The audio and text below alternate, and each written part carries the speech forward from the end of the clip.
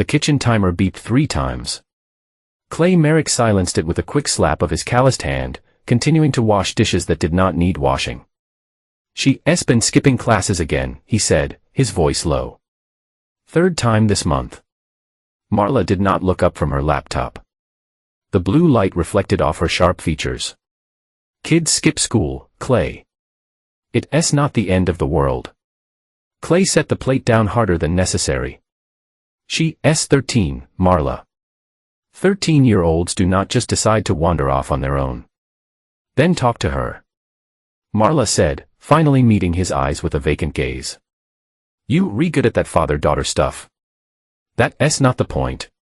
Where is she even going? Who is she with? Do not you care?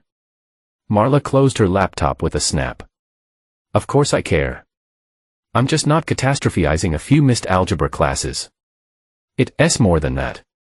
Clay dried his hands, twisting the towel between his fingers. She's pulling away. Something's wrong. Or maybe she's just being a teenager. No, I know our daughter. Even if you do not anymore. The bar blended. Marla's eyes narrowed slightly. She stood up, smoothing her blouse with practiced precision. I have to go back to the office, she said. It's almost 8. The Anderson case is not going to complete itself. Do not wait up. The door closed behind her with a soft click. Clay stood alone in the kitchen, the dripping faucet marking time in the silence. Later that evening, Clay knocked on Lark's bedroom door. Come in. She called. Her voice muffled. He found his daughter cross-legged on her bed, surrounded by books. Her dark hair fell across her face as she hunched over a notebook. Hey, kiddo. Clay said, leaning against the door frame, working hard. Lark looked up, pushing her glasses back up her nose, just catching up on some stuff you missed when you were not in class. Her pencil stopped. She looked down her notebook. Mom told you the school called me. Actually, why not tell me what's going on? Lark shrugged. Nothing's going on. Lark, look at me. She raised her eyes reluctantly. I see not help if I do not know what's wrong. He said, maybe I do not need help. But there was a quiver in her voice. Clay noticed an old radio on her nightstand. Its casing cracked and dial missing. He picked it up, turning it over in his hands. Where do you get this? A flicker of interest crossed Lark's face. Garage sailed down the street. The lady said it does not work anymore, but I thought maybe I could fix it. Clay finished, a small smile crossing his face. Lark nodded, a hint of their old connection warming the room. Tell you what, Clay said, let me grab my toolkit and we'll see what we can do with this old thing. And while we work, maybe you can tell me about these walks you've been taking instead of going to algebra. For the first time that day, Lark's face relaxed into a genuine smile. Okay, they spent the next 2 hours taking apart the radio, Clay showing her how to test circuits and clean connections. As they worked, Lark's words came hesitantly at first, then in a steady stream. Sometimes I just ride my bike out to the old logging road, she admitted. There's a spot where you can see the whole town. It's quiet there. Next time, take your phone, Clay said, and maybe tell me first, instead of your algebra teacher. Lark laughed. A sound Clay realized he had not heard in weeks. She connected the final wire and Clay twisted the dial, static crackled, then cleared into the smooth sounds of a jazz saxophone. We did it, Lark exclaimed. Clay watched her face light up, memorizing the moment. Later that night, Clay lay awake, listening to Marla's car pulling into the driveway at 1:37 a.m. She slipped into bed without a word, smelling of cold air and perfume she had not been wearing when she left. That Clay's phone rang at 3:42 p.m.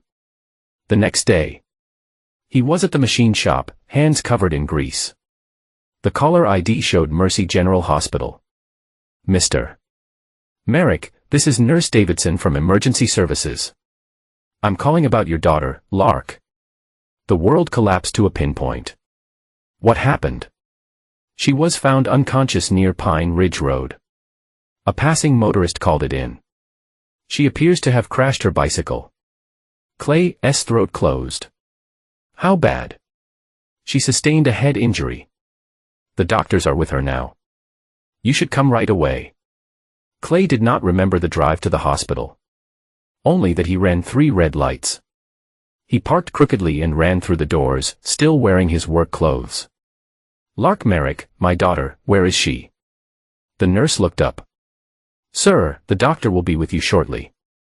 Please have a seat. I do not want to sit. I want to see my daughter. A door opened, and a tall man in a white coat emerged. Mr. Merrick, I'm Dr. Tram. Please come with me. Your daughter sustained significant trauma to the head. Dr. Tram explained, his voice soft. We've stabilized her, but she's unconscious. We've induced Acoma to reduce brain swelling. Acoma, Clay repeated numbly. But she'll wake up, right? Dr. Tram's pause lasted a fraction too long. We're doing everything we can. The next 48 hours will be critical. They stopped outside a room. Through the window, Clay could see monitors surrounding a small figure in the bed. Lark looked tiny beneath the hospital sheets, her face pale, a breathing tube running from her mouth to a machine. Can I go in? Of course. Clay approached the bed slowly. He reached for her hand, careful to avoid the 4-line. Hey kiddo, he whispered, Dad's here. The door opened behind him. Clay turned, expecting Dr. Tram, but instead saw a nurse he did not recognize. I'm Shira, she said gently. I'll be looking after Lark during my shift. Can I get you anything? Clay shook his head. Have you called my wife? Yes, she's been notified. Clay nodded, turning back to Lark. He pulled a chair close to the bed and sat, still holding her hand. What exactly happened? He asked without looking up. From what I understand, she was found at the bottom of an embankment off Pine Ridge Road. Her bicycle was damaged. She was not wearing a helmet. The logging road, the quiet place she told him about just last night. Hours passed. Clay sat vigil, speaking softly to Lark. Nurses came and went. Doctors checked charts and adjusted medications. Marla arrived 5 hours after Clay. He looked up as she entered, noting her perfectly applied makeup, her crisp blazer. Her face was composed, eyes dry. I came as soon as I could get away, she said, setting her purse on a side table. She approached the bed and looked down at Lark. What have the doctors said? Clay explained what little he knew, watching Marla's face for any crack in her composure. There was none. Poor thing, she said, brushing a strand of hair from Lark's forehead with practiced tenderness. What was she doing out there alone? The question hung in the air between them. And Clay thought of their conversation in the kitchen, of Marla's dismissal of Lark's absences. A sudden coldness settled in his chest. I do not know, he lied. Days blurred together in the sterile hospital room. Clay left only when forced to. Marla came and went, citing work commitments, her appearances brief and performative. Dr. Tram's updates grew less hopeful with each visit. The latest EEG shows minimal brain activity. He explained on the 4th day, avoiding Clay's eyes. We're not seeing the improvement we hoped for. What does that mean? Clay demanded, Mr. Merrick, at this point, we need to consider quality of life issues. The likelihood of meaningful recovery is statistically low. She's 13. Clay said, his voice breaking. She's not a statistic. That evening, Marla arrived with takeout that Clay did not touch. She placed a hand on his shoulder, the gesture mechanical.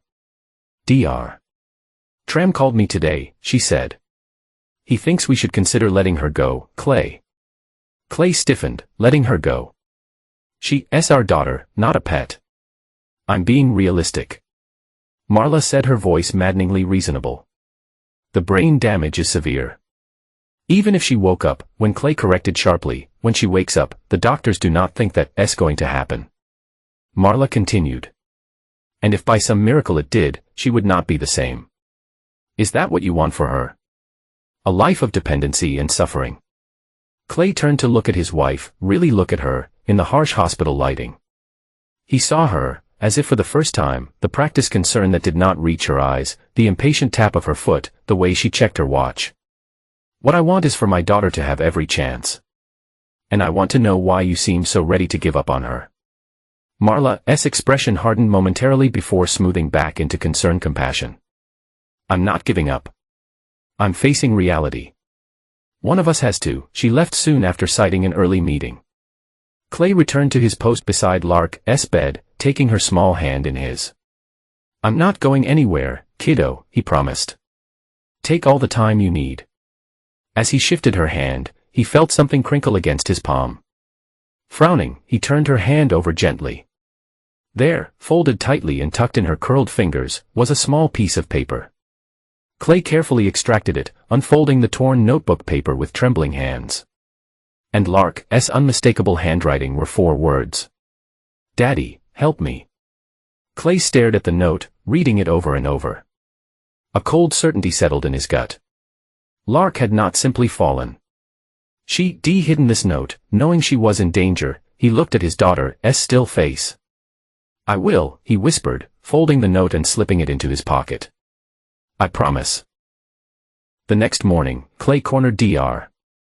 Tram outside Lark's room. The doctor startled at Clay's approach, nearly dropping his clipboard. Mr. Merrick, he said, adjusting his glasses. I was just reviewing Lark's latest readings. And Clay asked, blocking the doctor's path. No significant change. I'm afraid. Have you had a chance to discuss options with your wife? That's what I wanted to talk to you about. Clay stepped closer, his voice low. You seem awfully determined to convince us there's no hope. Why is that? Dr. Tram swallowed visibly. I'm simply following medical protocol for hopeless cases. She's not a hopeless case. Clay's words were clipped. She's a 13-year-old girl who deserves every chance. Of course. But the reality of her condition, the reality, Clay interrupted, is that someone wants my daughter to die. And I'm wondering why you're so eager to help them. The doctor paled. That's a serious accusation. Perhaps the stress is affecting your judgment. My judgment is fine. Clay said, but yours seems compromised. Who's been talking to you, doctor? Beside my wife, Dr. Tram's expression shifted, fear replacing professional detachment.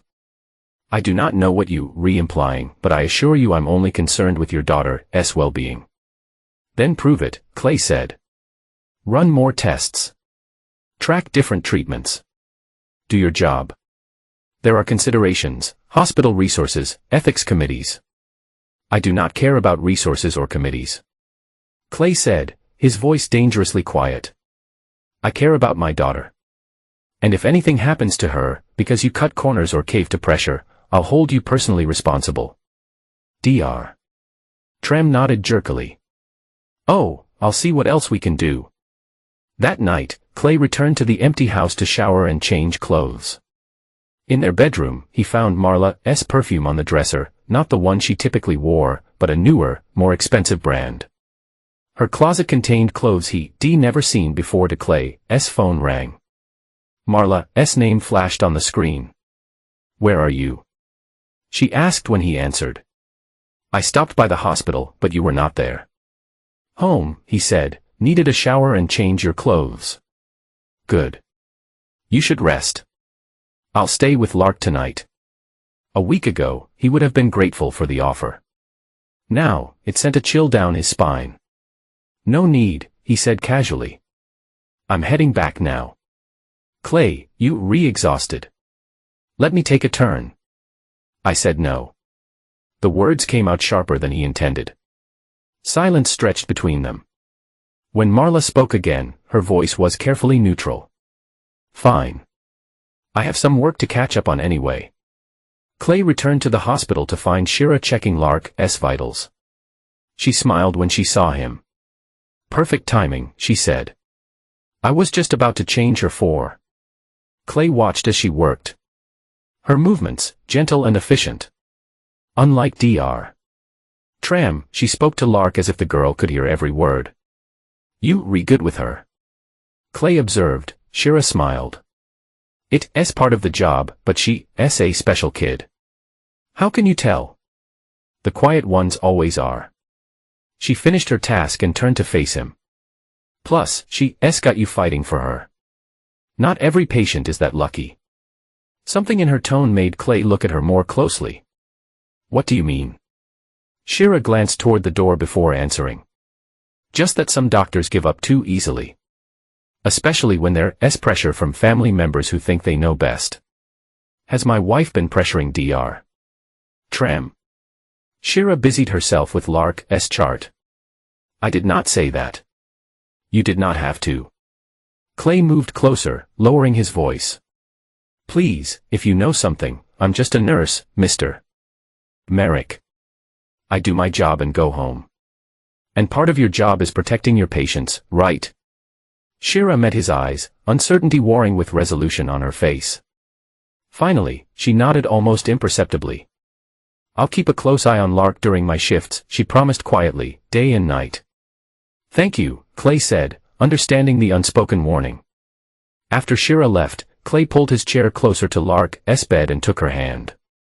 I got your note, kiddo. He whispered, and I'm starting to understand. Do not worry, I will not let anyone hurt you again. Clay sat in Jonas Pike's cluttered living room, a beer untouched on the coffee table in front of him. Jonas paced back and forth, his large frame making the small space seem even more cramped. You re-saying Marla tried to kill Lark? Jonas ran a hand through his thinning hair.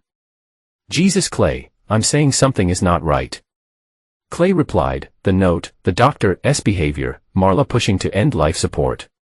But this is Marla we talking about. Your wife, Lark's mother, you think I do not know that? Clay's voice was sharp with exhaustion. You think I want to believe this? Jonas stopped pacing and sat heavily across from his friend. They'd known each other since they were kids. Jonas had been best man at Clay's wedding, godfather to Lark. Okay, Jonas said, finally, what do you need me to do? Relief washed over Clay. The police have Lark's belongings from the accident. Her backpack, her phone. I need to see them. Jonas nodded slowly. Matt Donner still works evidence. I towed his car last month when his transmission gave out. He owes me a favor. Can you call him today? I'll do better than that. Jonas stood up. Get your coat. We'll go now. 2 hours later, they sat in Jonas's tow truck outside the police station, Lark's phone and backpack between them. The backpack contained typical teenage items. The phone was more interesting. Her passcode was your birthday. Jonas explained, handing the phone to Clay. Clay scrolled through recent texts and social media, finding nothing unusual. Then he opened the location history. There, he said, pointing to a pin location in the woods off Pine Ridge Road. That's where she went when she skipped school. The crash site near it. And there's more. Clay opened the voice memo app. She was recording something. The most recent recording was dated the day of the accident. Clay pressed play and Lark's voice filled the truck's cab. Do not know who else to tell. She was saying, her voice low and frightened. I saw Mom with him again yesterday. They did not see me.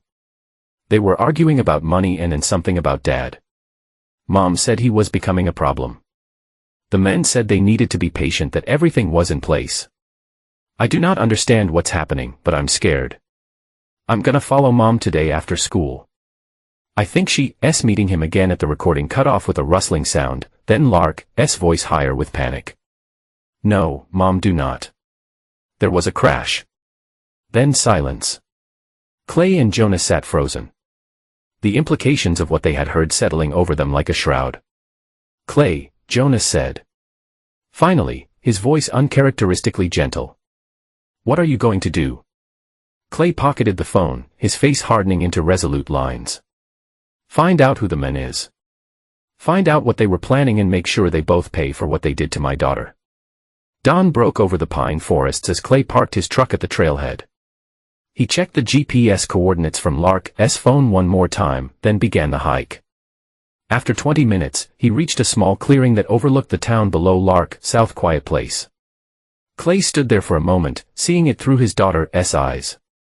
He continued past the clearing, following a narrow path that wound down toward the road. Then the path ended abruptly at the edge of sharp drop-off. Below was a rocky slope leading down to the road where Lark had been found.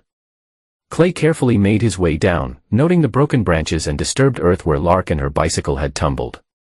At the bottom, dark stains still marked the ground where his daughter's blood had soaked into the soil. Clay knelt, something glinting in the dirt catching his eye. A small silver earring, one of Lark's favorites. He pocketed it, then scanned the area more carefully. Near the base of a large pine, Clay found what the police had missed. Distinct tire tracks pressed into the soft soil, partially hidden by fallen needles. He took photos with his phone, then used a stick to clear away more debris, revealing the full impression. The treads were distinctive, expensive, all-weather tires. The kind Marla had insisted on for her luxury, sitting at the top of the embankment. Where the path ended, he found more evidence. Scuff marks in the dirt, signs of a struggle, and most damning of all, a broken acrylic nail painted in the distinctive mauve shade Marla had been wearing the day before Lark's accident. He bagged the nail carefully, his hand steady despite the rage building inside him. The picture was becoming clearer. Lark had followed Marla here.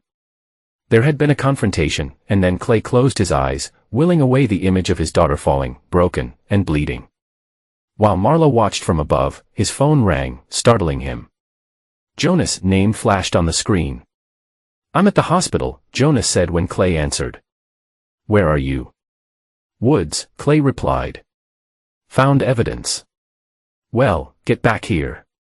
That nurse friend of yours has been trying to reach you. Says it's important." Clay's heart raced. "Lark, she's stable," Jonas assured him quickly.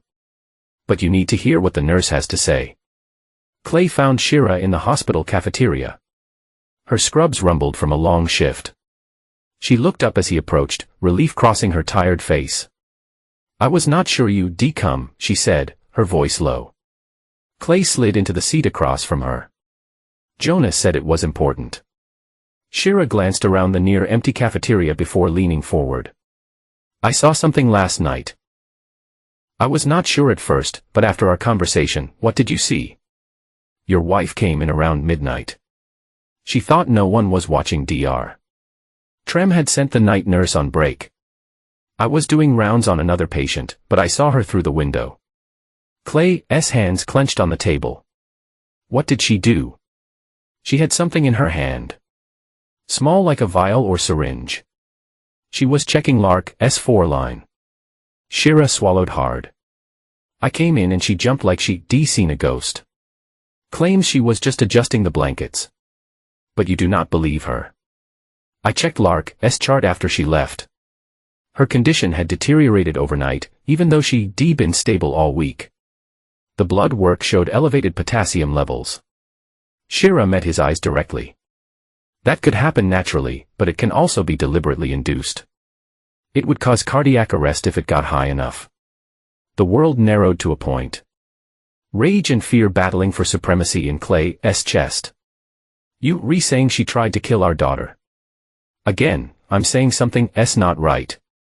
Shira reached across the table. Her hand stopping just short of his.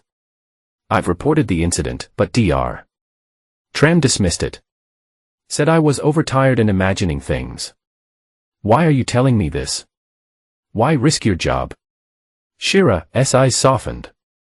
"Because Lark deserves someone fighting for her. And because she hesitated. Because I remember you, Clay Merrick. From high school, you helped me once when no one else would. I never forgot that." Clay studied her face. Recognition slowly dawning. "Shira Langley. Chemistry class." She nodded.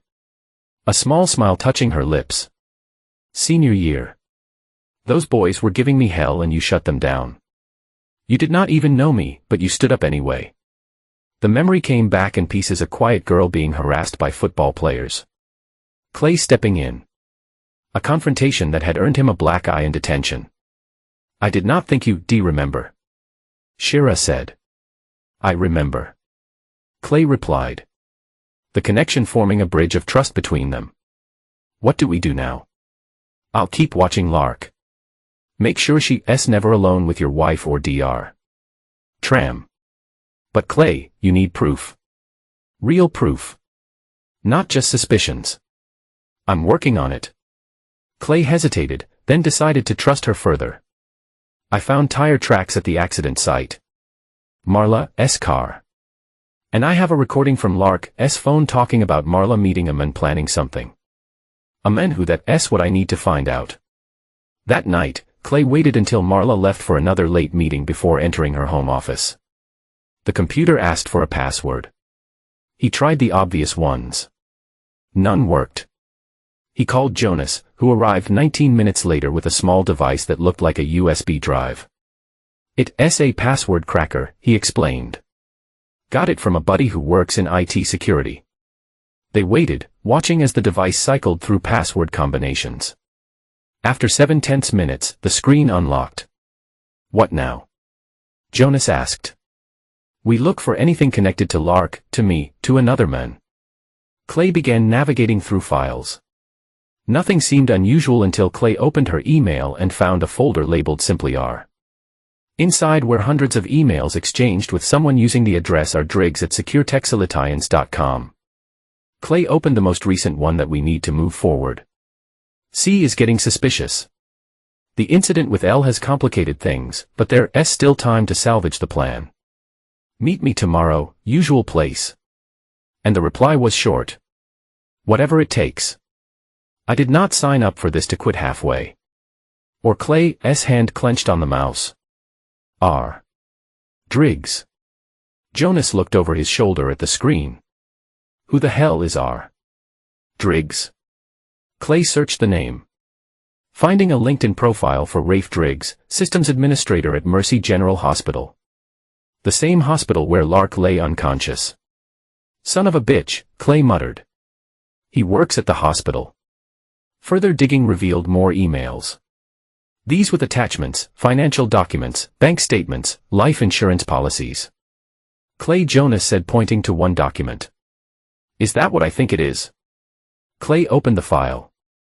It was a life insurance policy for himself taken out 6 months ago without his knowledge. Marlo was the sole beneficiary. The payout was $2 million. They were planning to kill me. Clay said, his voice hollow. But something changed.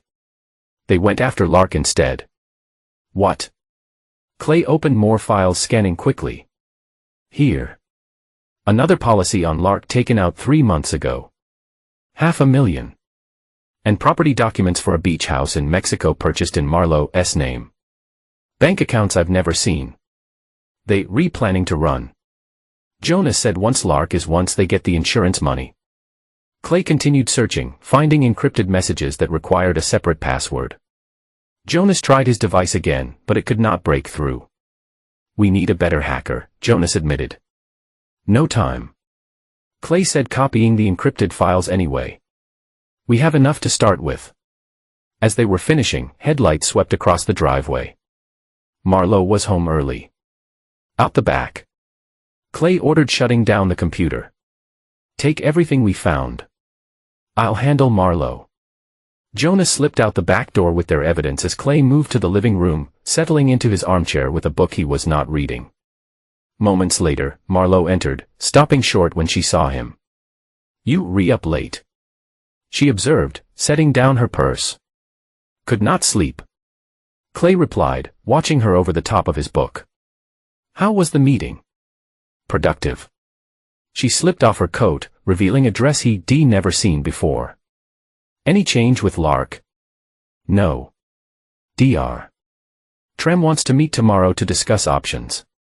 Marlo nodded, a flash of something satisfaction, crossing her face before it settled back into practice concern. We should consider what he has to say. I already know what I'm going to say. Clay replied, meeting her eyes directly. No. Marlo's smile tightened. Clay, be reasonable. We not keep her on machines forever. Why not? He asked, his voice deceptively calm. What's the rush, Marlo? Got plans. She stiffened almost imperceptibly. What's that supposed to mean? Nothing. Clay said, returning to his book. Just wondering why my wife seems so eager to let our daughter die. The hospital cafeteria was nearly empty as Clay sat with Jonas and Shira. Their heads bent close together over cups of bad coffee. It would not be enough, Shira said after hearing what they discovered. Suspicious emails, life insurance policies, it's all circumstantial. No prosecutor would touch it. What about the recording from Lark's phone? Jonas asked. It cuts off before anything definitive happens, Clay said. We need more. We need to catch them in the act. How? Shira asked. Clay stared into his coffee, the plan taking shape in his mind. We give them what they want. The next day, Clay met with Dr. Tram and Marlowe in the doctor's office. His face was haggard. His shoulders slumped in defeat. I've been thinking about what you both said. He began, his voice rough with exhaustion. About quality of life. About what Lark would want. Marlowe reached for his hand. A perfectly calibrated gesture of support. I know how hard this is. Clay allowed the touch, forcing himself not to pull away. I want to see the paperwork, the DNR forms. I need to understand exactly what we re-agreeing to. Dr. Trem nodded, relief evident in his expression. Of course, I'll have everything drawn up. This is the right decision, Mr. Merrick, the compassionate one. When Marlowe asked, her fingers tightening on Clay's hand. Tomorrow, Dr. Trem replied, we'll need both your signatures, then we'll begin reducing support gradually. It will be peaceful, I promise. Clay nodded, his eyes downcast. I like some time alone with her tonight. To say goodbye. Of course, Marlowe agreed quickly. I'll come by after work. After they left the office, Clay found Shira waiting by Lark's room. Did they buy it? She asked quietly. Hook, line, and sinker. We move tonight. Later, after the day shift had gone, Clay carefully placed small cameras Jonas had acquired. One above Lark's bed, disguised as a smoke detector. Another near the medication stand, a third facing the door, each one feeding directly to Clay's phone. Shira entered, carrying a small package. Inside was a microphone hidden inside a get-well teddy bear. Clay placed it on Lark's bedside table. His phone buzzed with a message from Jonas, waiting in a van in the parking lot. Audio clear. Video feeds up. We good to go. Shira checked Lark's vitals. I've adjusted her medication schedule, so no one will need to come in until morning. Dr. Trem thinks I've gone home. Thank you. Clay said, meaning it. For everything. Do not thank me yet. We still do not know if this will work. It will. Clay's voice was certain. Marlowe would not be able to resist one last visit. One last chance to make sure Lark never wakes up to tell what she knows. At 11:42 p.m. Clay's phone vibrated with a message from Jonas. Someone's coming. Clay quickly moved to the small closet in the corner of the room, leaving the door cracked just enough to see. Moments later, the room door opened and Marlowe entered. She moved with quiet confidence, checking the hallway before closing the door behind her. In her hand was a small case, which she set on the rolling table beside Lark's bed. Clay watched as Marlowe opened the case to reveal a syringe. She checked Lark's 4-line, then removed the syringe from its sterile packaging. I'm sorry it came to this, she said. Her voice soft but devoid of genuine emotion. It was supposed to be painless. You were never meant to wake up. She stroked Lark's hair, the gesture practiced and empty. But you had to follow me that day. Had to be the perfect little detective. She prepared the syringe, tapping it to remove air bubbles. Your father will be devastated, of course. But he'll heal with time. And with $2 million, Rave and I can start fresh. Somewhere warm. Somewhere far from this miserable town and the memories of this unfortunate situation. She positioned the needle at the foreport. Goodbye, Lark. Clay burst from the closet, covering the distance in 2 steps. He grabbed Marlowe's wrist, twisting until the syringe clattered to the floor. Clay Marlowe gasped, shock and fear replacing the cold calculation on her face. What are you doing here? Protecting my daughter, he said, his voice deadly calm. From her own mother, Marlowe's expression shifted rapidly, fear morphing into indignation. This is not what it looks like. I was just checking her medication. With the syringe you brought from home. One that's not in her chart. Clay's grip tightened. Do not lie to me. Not anymore. The door burst open as Jonas and Shira rushed in, followed by 2 security guards and a police officer Clay recognized as Matt Donner. We got all, Jonas said, holding up his phone. Video and audio. Clear as day. Marlowe's face drained of color as she realized she was trapped. For a brief moment, her mask slipped completely, revealing the cold calculation beneath. You have no idea what you're doing, she hissed to Clay. This is not over. Actually, Officer Donner said, stepping forward with handcuffs. I think it is. Marlowe Merrick, you're under arrest for the attempted murder of Lark Merrick. Clay watched as they led Marlowe away. Her composure cracking further with each step, threats and denials spilling from her lips. When they were gone, he returned to Lark's side, taking her hand once more. It's done, kiddo. He whispered, she not hurt you anymore. The next morning, Clay sat with Detective Laura Vance in a small conference room at the police station.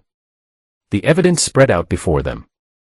We'll need to question this Rafe Driggs, Detective Vance said, making notes. The hospital suspended him when we informed them of the situation, but he has not been arrested yet. He's involved, Clay insisted. He helped her plan everything. I believe you, but we need evidence that ties him directly to the attempts on your daughter's life. The video only shows your wife acting alone. Check his access records at the hospital, Clay suggested.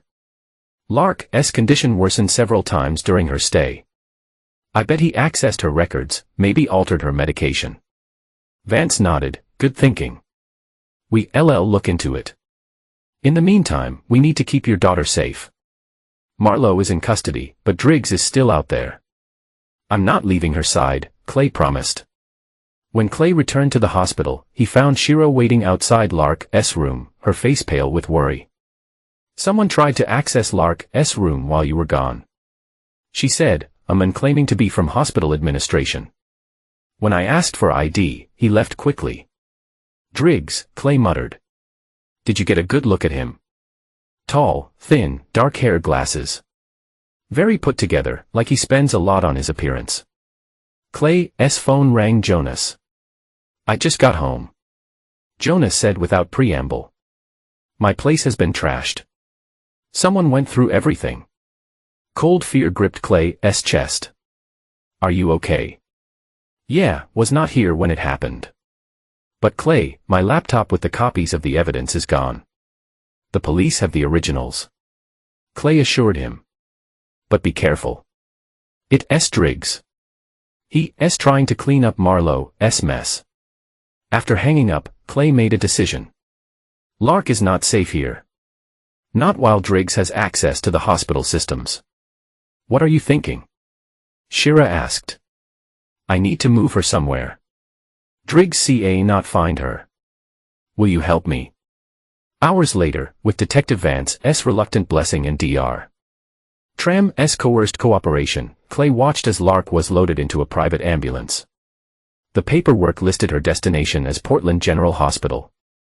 But the ambulance would actually take her to Pinewood Rehabilitation Center, a small, private facility on the outskirts of town. When Clay arrived home to pack a bag, he found his house ransacked. Drawers emptied. Furniture overturned. Electronics smashed.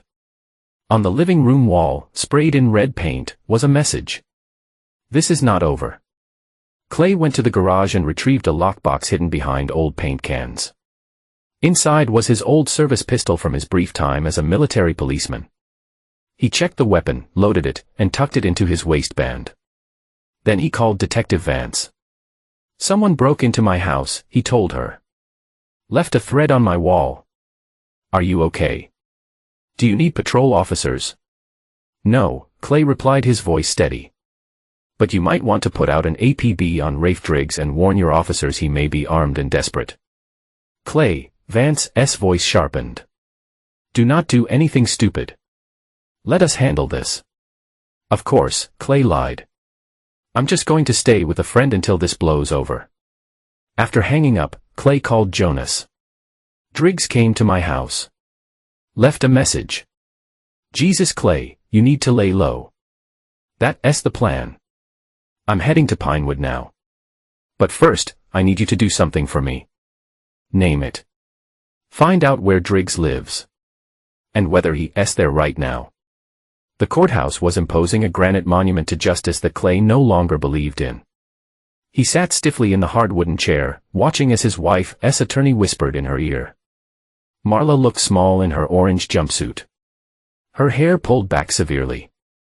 Judge Howard Driggs, Rafe's brother, Clay had discovered, looked down from the bench with barely concealed annoyance. The family resemblance was striking. The same thin face, the same cold eyes behind expensive glasses. Mr. Merrick, the judge addressed Clay directly.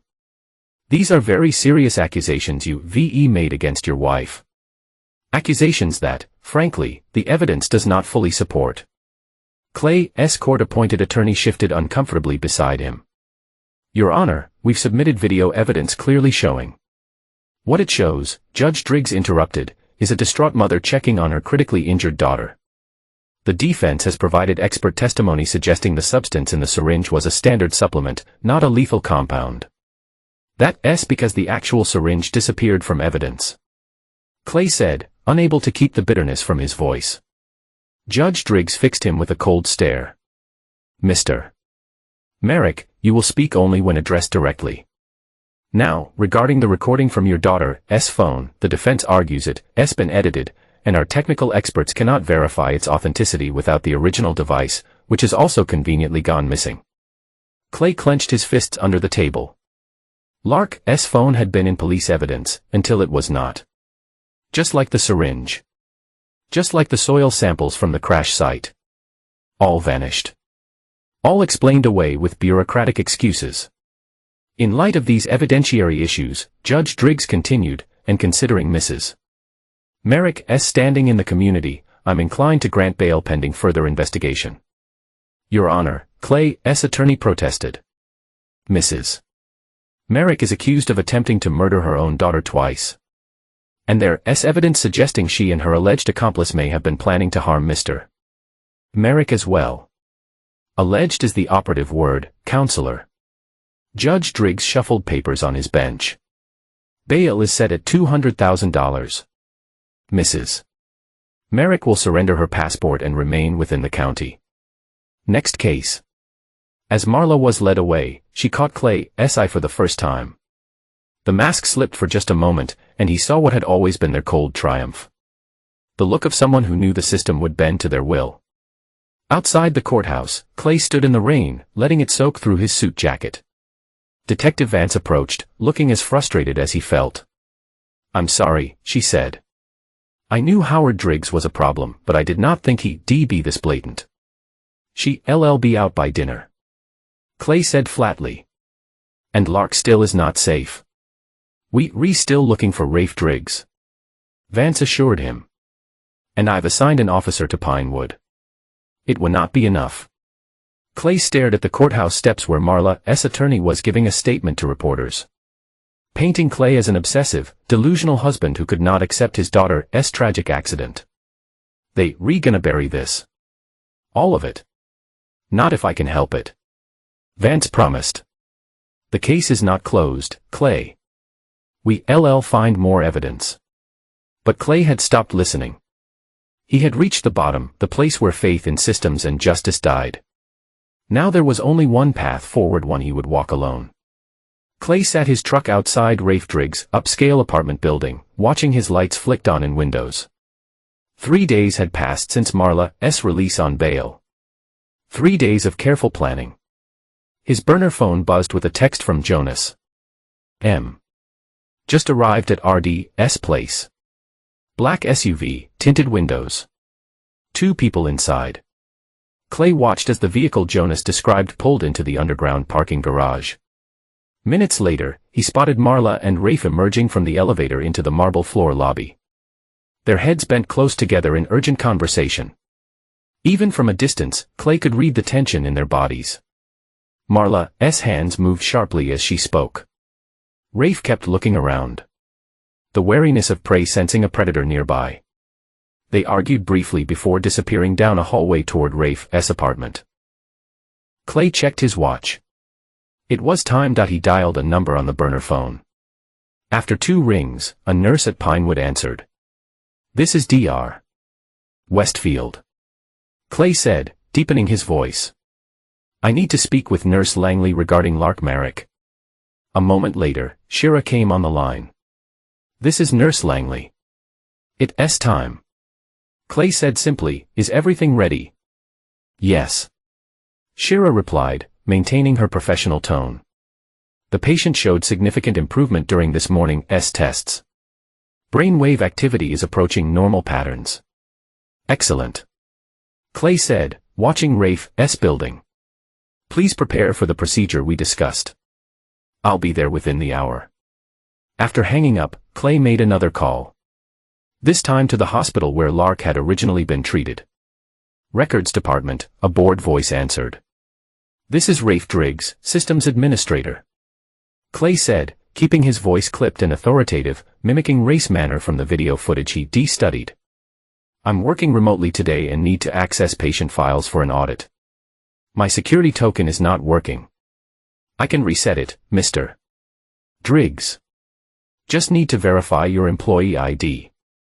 Clay recited the number he memorized from Rafe's personnel file information Jonas had acquired from a friend in HR. "All set, Mr. Driggs. You should be able to access the system now. Anything else?" "No, that's all." Clay hung up, a grim smile playing at his lips. Next, he took out a second burner phone and composed a text message to Marla's personal cell. "Emergency at Pinewood. L showing signs of consciousness. Requesting transfer back to Mercy General immediately.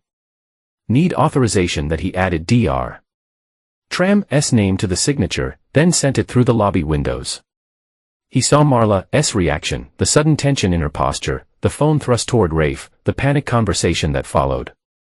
Within minutes, they were rushing back to the parking garage. Clay started his truck, keeping a careful distance as he followed their SUV across town. Instead of heading to Pinewood, however, the SUV turned toward Mercy General Hospital. Clay smiled coldly. They'd taken a bait, assuming Lark was being transferred back to where they had influence. While they rushed to intercept a patient who was not coming, Clay drove calmly to Pinewood. There, Shira was waiting with the false medical records they created, showing remarkable improvement in Lark's condition. "Is she secure?" Clay asked as Shira led him to a different room than the one Lark had occupied previously. "Room 212, under the name Sarah Jenkins," Shira confirmed. "Our most secure ward. Visitor access requires prior authorization and ID verification." Inside the new room, Lark lay as still as ever, but the machines monitoring her showed stronger vital signs. "Is she really improving?" Clay asked, hope creeping into his voice despite everything. Shira nodded, genuine optimism in her eyes. "Her latest tests are encouraging. Brain activity is increasing, and she's showing response to stimuli. It's possible she can hear us, even if she can not respond yet." Clay took his daughter's hand. "Hang in there, kiddo. We're going to finish this tonight." Back in his truck, Clay checked his third burner phone, the one he used to text Jonas. A new message awaited. They panicking. R.D. Trying to access hospital systems from his laptop and making calls. "Perfect," Clay murmured. His plan was simple, but effective. The falsified records he uploaded to the hospital system using Rafe's credentials showed Lark awakening, becoming responsive, and most damning of all, providing a detailed statement about the day of her accident. A statement that implicated both Marla and Rafe in attempted murder. Why no, Rafe would be frantically trying to delete those records to erase the digital trail. He would need to access the hospital's main server room to ensure nothing remained. Clay sent one more text to Jonas, Stage 2. Now, the server room at Mercy General Hospital hummed with the sound of cooling fans and processor activity. Clay and Jonas waited in the darkness of an adjacent storage room. The door cracked open just enough to see the server room entrance. "What if he does not come?" Jonas whispered. "He'll come." Clay replied with certainty. "He has no choice." At 11:42 p.m. the elevator at the end of the hallway dinged softly. Footsteps approached, quick and purposeful. Rafe Driggs appeared, looking over his shoulder nervously as he swiped his access card at the server room door. Clay nodded to Jonas, who moved silently to the server room door, wedging a small device against the card reader, another tool designed to prevent the door from locking when closed. They waited 3 minutes, giving Rafe time to log into the system. Then Clay opened the storage room door and they moved. The server room was bathed in the blue glow of monitors. Rafe sat at a workstation, his back to the door, fingers flying across the keyboard as he attempted to purge the fabricated records from the system. He was so focused on his task that he did not hear the door open, did not notice Clay and Jonas until they were directly behind him. "Looking for something?" Clay asked. Rafe spun around, nearly falling from his chair. His face, handsome in a practiced way, drained of color when he saw Clay. This is a restricted area," he stammered, trying to regain his composure. "You see a not be in here." "Funny," Clay said, his voice dangerously calm. "I was about to say the same to you." Rafe's eyes darted to the door, calculating his chances of escape. Jonas stepped sideways, blocking the exit. "Do not," Jonas advised simply. "What do you want?" Rafe asked, his voice higher than normal. "If this is about Marla, I do not know anything. She's just a friend." "A friend you planning to run away with?" Clay said, "A friend you helped try to kill my daughter." "That's ridiculous. I never touched your daughter. I've never even met her." "But you knew about her. You knew Marla wanted her gone. Just like you knew about the plan to get rid of me." Clay stepped closer, forcing Rafe to roll his chair back until it hit the desk. $2 million is a lot of money. Enough to start fresh in Mexico. Nice beach house you put a down payment on, by the way. Rafe's composure cracked further. "You see a not prove anything. Do not need to." Jonas said, holding up his phone. "We re-recording everything, including you trying to delete hospital records right now." "What?" Clay asked the question that had burned in him since the beginning. She's 13 years old. What could she possibly have done to deserve this? Something shifted in Rafe's expression, a calculation, as if weighing what to say against what Clay might already know. "She saw us," he admitted finally, that day in the woods. "She followed Marla, heard us talking about the insurance plan. We did not know she was there until it was too late. So Marla pushed her." Clay said, the confirmation landing like a physical blow despite his suspicions. "Her own daughter. It was an accident." Rafe insisted, though his eyes betrayed the lie. "She was just trying to stop her from running off from telling you. The girl fell. Nobody meant for it to happen." Clay's hands clenched at his sides. "And afterward, the tampering with her medication, the attempt to take her off life support. Those were accidents too." Rafe swallowed hard. "Marla said it would be more humane that the girl would never wake up anyway, would never have a normal life. Why let her suffer? Because she's my daughter." Clay said, his voice cracking slightly, "and she deserves every chance to live." Rafe's eyes darted to the computer screen, where his deletion program was still running. Clay followed his gaze. "Stop it," he ordered. "Now it's too late." Rafe said, a hint of his usual smugness returning. "The files are already being purged. In 5 minutes, there will not be any evidence left, just like there was not any evidence at the courthouse." Jonas stepped forward, gently moving Clay aside. "Lucky for us, I brought this." He held up a small device connected to a portable hard drive. "Been recording everything since you logged in. Every keystroke, every file you touched." The color drained from Rafe's face. "You see a not." "Already did." Jonas interrupted, connecting the device to the workstation. "And now we going to have a little conversation. You going to tell us exactly what happened from the beginning. How you met Marla. How you plan to kill Clay for the insurance money. How you helped cover up what she did to Lark. And why would I do that? Rafe asked, desperation making his voice sharp. Clay leaned down, bringing his face level with Rafe's. Because right now, Detective Vance is executing a search warrant on your apartment, where she's going to find the evidence you so carefully stole from the police station. And because if you do not cooperate, I'll make sure everyone knows what you did, including the guys at the state prison where they put child killers in general population. Fear flickered in Rafe's eyes. I want a lawyer. Sure, Clay agreed easily. After you give us your statement, your complete statement. For a moment, it seemed Rafe might resist further. Then his shoulders slumped, the fight going out of him. What do you want to know? He asked, defeated. Everything, Clay replied. Start talking. The charity gala at the Grand Hotel was Oak Ridge's social event of the season. Marla Merrick arrived fashionably late, turning heads in a black dress that probably cost more than most people's monthly salary. Her court appearance had only enhanced her mystique. The wronged wife, the devoted mother falsely accused by an unstable husband. She played the part perfectly and Oak Ridge's social circles had welcomed her back with open arms. She moved through the crowd with practiced grace, accepting condolences and supportive touches with just the right amount of dignified suffering. No one mentioned the orange jumpsuit she'd worn days earlier. No one dared ask about the daughter, still lying comatose, or the husband conspicuously absent from her side. The tea precisely 9:30 p.m. As the band took a break and the event chairman approached the microphone for announcements. The hotel's double doors swung open. Detective Laura Vance entered, flanked by two uniformed officers. Behind them came Clay, his face set in grim lines.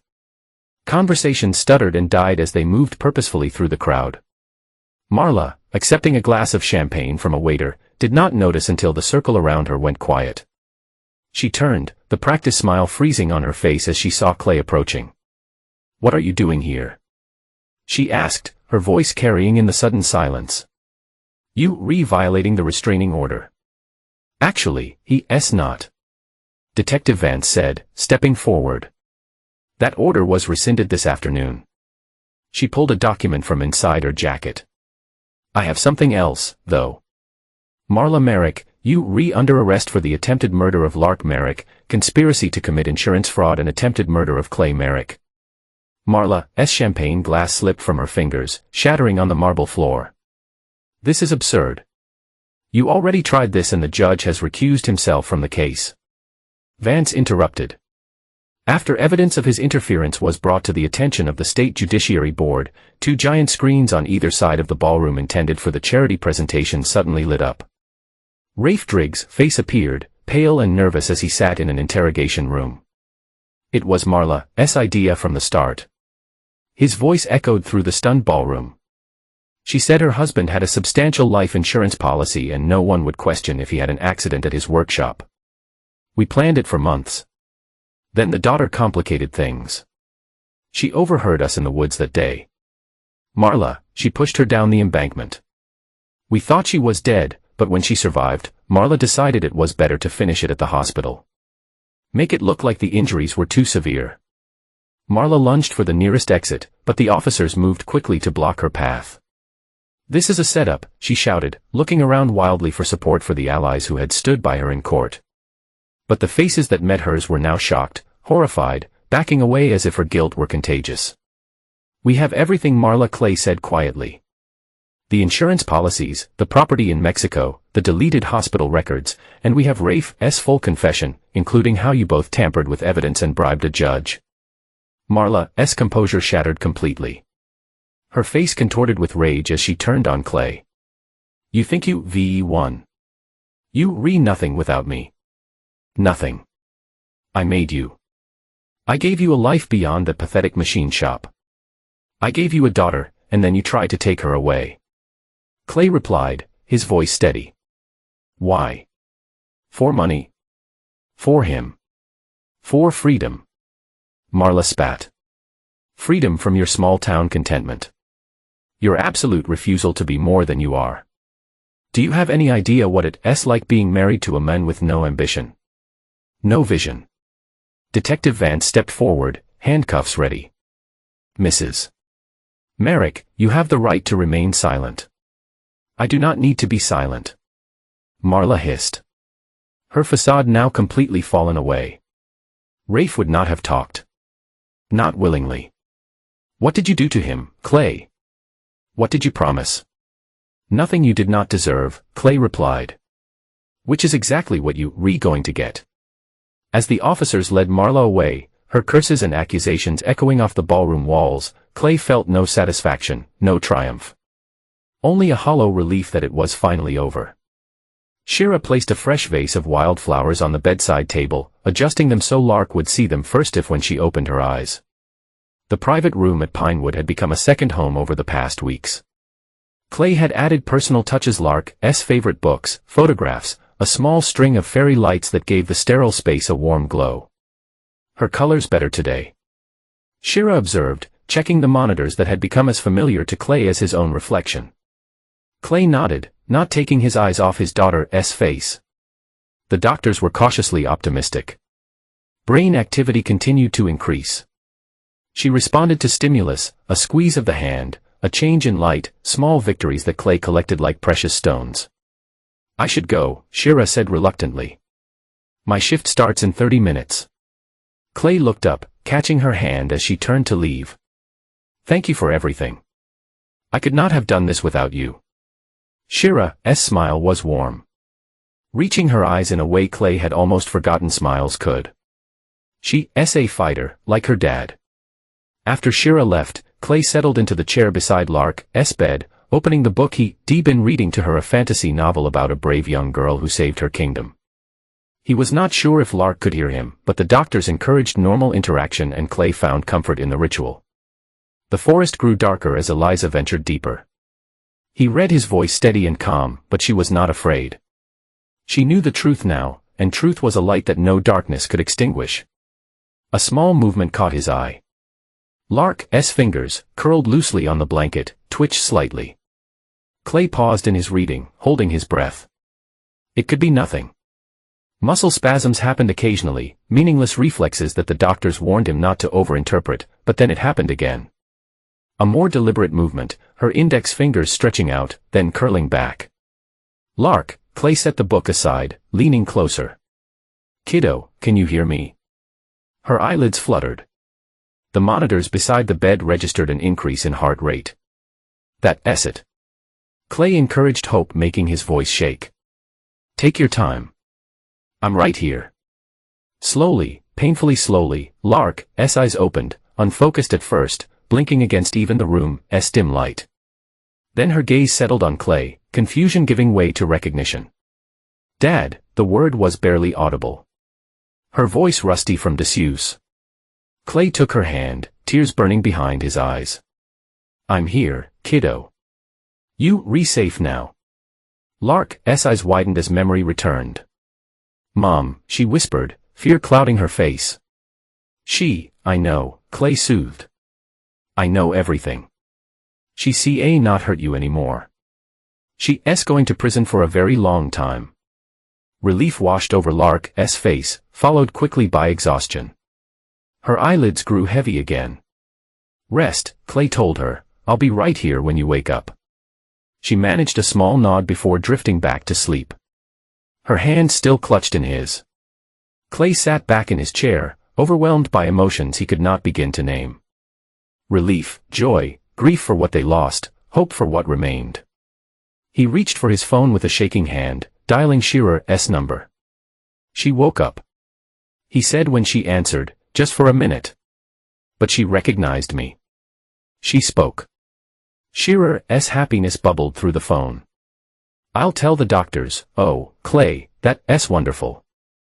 After hanging up, Clay returned to his vigil, watching the gentle rise and fall of Lark's chest. For the first time in months, the tightness in his own chest eased slightly.